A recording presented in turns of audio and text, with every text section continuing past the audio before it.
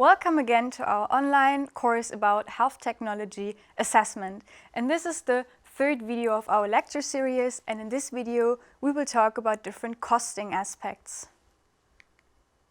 So here on the slide you can see again the overview of the basic lectures, and we already gave you an introduction into the course structure and also an introduction to HTA and economic evaluations. And now we will go on and talk about the costing side or the costing dimension of economic evaluations. So here on the slide you can see again the picture of the full economic evaluation, which was already introduced in the previous video. And yeah, a full economic evaluation always compares at least two interventions regarding its costs and also its effects. And of course in this video we will pay attention on the costing side, because you need to know or you need to get good cost data about the disease, for example, to in the end make a good comparison of the two interventions. So one important tool to gather cost data or to in general get information about a disease are burden of disease studies, because this study type looks at the impact which one or more diseases will have on a certain country or group of countries in a certain year. And burden of disease studies, they look at different measurements or dimensions of a disease. So for example, they capture epidemiological measures like the prevalence or incidence of a disease, mortality, but burden of disease studies also look at the quality of life impact a disease might have on a certain patient population, and also the costs of a disease, also called costs of illness. And burden of disease studies are very important because they can convince and inform payers, or first of all make payers aware that a disease has a high burden, and they can also unravel unmet needs and potential treatment gaps. And burden of disease studies are also important because they can assess the possible impact that an innovation might have on the current situation. And in the following we will of course focus on the costs of a disease. So there are also cost of illness studies, which are also a study type. But these studies, they only look at the economic burden of health problems. And cost of illness studies, they aid our understanding of the importance of health problems, and they describe the impact of a disease on the healthcare resource utilization and also the labor productivity. And cost of illness studies also allow us to compare costs between different diseases to help policymakers to prioritize the economic importance of a disease. And lastly, cost of illness studies can also be very helpful because they can generate valuable input for health economic models, for example. Okay, so in a cost of illness study there are usually 3 steps that are necessary to identify costs, to measure costs, and in the end value the costs to get the final data which you can use for your further analysis or for reporting. And in this presentation we will of course go through each step in more detail, starting with the identification.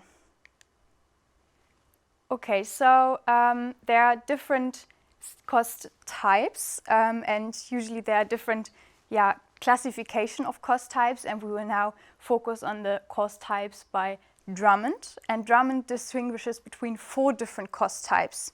And the first one are medical costs, and these are costs that are directly related to medical care, like for example costs for GP visits, hospitalizations, medications, but also a lot more, like for example emergency care or long-term care, so all related to the health care.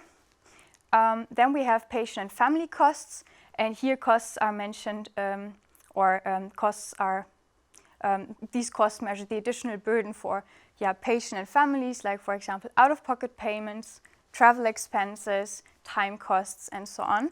Then we have productivity losses, and these costs measure the cost because of the inability to work or the reduced productivity at work. And here the paid but also unpaid work is taken into account. And the last cost type is cost outside the healthcare sector, or also called intersectoral costs, because some healthcare intervention might also have an effect or an impact on other sectors next to the healthcare sector, like for example the education or the crime sector. Sometimes literature also refers to the term intangible costs. And here it is meant that intangible costs are pain, suffering, losses in the quality or length of life. But these costs are very hard to monetize, and thus they are usually not monetized. And these kind of costs are regarded as a burden, and thus put on the effect size of the disease impact. And these costs are usually expressed then in other units, like for example quality adjusted life years. And we will focus on the outcomes in video 4. Okay, so once you identify the costs that are relevant for your disease or the different cost types, you also have to take the perspective of your study into account, because the perspective affects which cost types are in the end relevant and should be included in the study. We have two main, or the two most frequently chosen perspectives are the societal one and the healthcare perspective. And these perspectives are also the broadest one. So for example, the societal perspective, which is also recommended in Dutch guidelines, they include all costs, including costs in the medical costs, productivity losses, costs in other sectors, patient family costs. So here everything is considered. Then the healthcare system perspective is the next broadest perspective. And here we have all costs that are relevant for the healthcare system itself, so insured but also uninsured health care. And then we also have 3 more perspectives which are a bit narrower, for example the insurer, provider and patient and family perspective.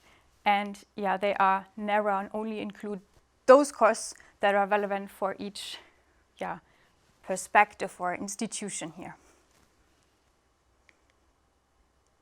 Okay, the next step is the measurement. So once you identified your health problem or the disease of interest and the perspective, then you need to finally measure the healthcare resources. And hereby there are 2 different epidemiological approaches. The first one is the incident-based approach. So studies can be incident-based. That means that you include only newly diagnosed patients in your studies. So here this approach is taken to inform the calculation of baseline costs, and this approach is also suitable if you want to show how costs vary with disease progression over how costs vary with the disease duration. Then the other approach would be the prevalence-based approach. And here, all patients with different disease stages are included. So it's really a cross-section of cases. And this approach assesses then the total or current burden of health problems. And this is suitable for diseases, for example, that are of chronic nature. Because then you again can really get the total or complete picture of the economic burden. Further, you have to distinguish between 2 different approaches for the measurement of the healthcare resources. We have on the one hand the top-down approach, which is also called population-based or macro-costing approach. And here, in this approach, often aggregated data is used, like for example, data from databases, from insurers, providers, national statistics, and so on. On the other side, we have the bottom-up approach, and this approach is often called also person-based approach or micro-costing approach. And here, the healthcare resources are measured at an individual level, for example, with questionnaires like the IMCQ or the IPCQ, but also other methods can be used, like for example, cost diaries. Okay, so let's look at the IMCQ and the IPCQ a bit more detailed here. These are 2 questionnaires which are very common and frequently used to measure the healthcare resource utilization. And the IMCQ is the questionnaire for the medical consumption, and it entails 20 different questions, and the patient is asked, for example, how many GP visits he or she had during the last 3 months, and then the patient can tick a box like, okay, I had 1 GP visit or 2, and can also refer to the number of GP visits that the patient has. Then we have the IPCQ questionnaire, which is for the productivity losses, or it's called productivity cost questionnaire, and this is a bit shorter. It entails 12 questions, and here the patient is asked questions about the inability to work, regarding the paid work, but also regarding unpaid or voluntary work. Then, after the measurement of the healthcare resource utilizations, the third and last step is the evaluation.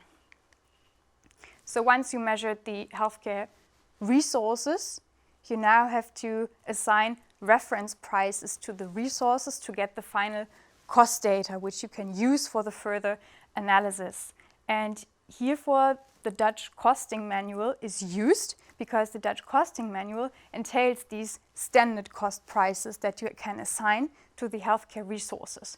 And the final costs are calculated by using the volume, for example, 3 GP visits here, then times the reference price. So in this case, a standard GP visit costs 33 euros.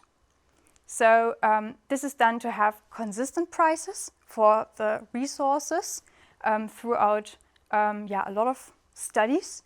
And also in this costing manual, there are reference prices, so not only for the direct medical costs, but also for patient and family costs, and also for productivity losses by providing, for example, average travel expenses and average wages. So for productivity losses, or in case you have long-term productivity losses, so when a patient is for a longer period unable to work, then there are 2 different approaches to finally calculate these productivity losses. On the one hand, we have the human capital approach, which takes the entire period of absence from work due to illness. And then on the other side, there is the friction cost approach. And this is the preferred approach by the Dutch guidelines. And this approach only takes the time into account it takes to replace the ill worker. And this is known as the friction period. And here it's also provided in the Dutch costing manual. The friction period is defined to be 85 calendar days or 12 weeks. The last step you need to take into account when you value your costs, so when you calculate the final costs for further analysis, is if the time period in which all costs and effects are measured is above 1 year, then you might have to discount, because €1 now is worth more than €1 in 10 years. This is because of time preferences and uncertainty reasons, because people prefer to have the effects and the money now, but costs later. And so when the time period is more than 1 year, you have to discount. And the discount rate is also predefined in the Dutch guidelines. Also, if your time period is longer than 1 year, you have to make an inflation adjustment. So you have to choose one reference year and use that year for the cost calculations and adjust for inflation. Okay, so let's come to an end of this lecture and summarize the most important points we talked about. And we talked about burden of disease studies and cost of illness studies, which then is a bit narrower and focuses on the economic burden of diseases. And there are 3 steps necessary. And the first step is the identification. So you have to identify the health problem of interest and the perspective. Then you choose the different cost types, also dependent on the perspective. And optimal would be a societal perspective, because here you get the full picture of the economic burden. The second step is the measurement of the resource utilization. And there we talked about the incidence-based approach, where you include newly diagnosed patients, or the prevalence-based approach, where you include a cross-section of patients in different stages. And we also talked about the top-down and bottom-up approach, so different approaches to measure the healthcare resource utilizations. And then the third step was the valuation of the healthcare resource utilizations by assigning the reference prices, and you use the Dutch costing tool for that. And for long-term productivity losses, we also talked about the friction cost or the human capital approach. And if your study is longer than 1 year, you have to discount and take the inflation into account. These are the references. You can, of course, find them in the course manual. And then thank you very much for listening.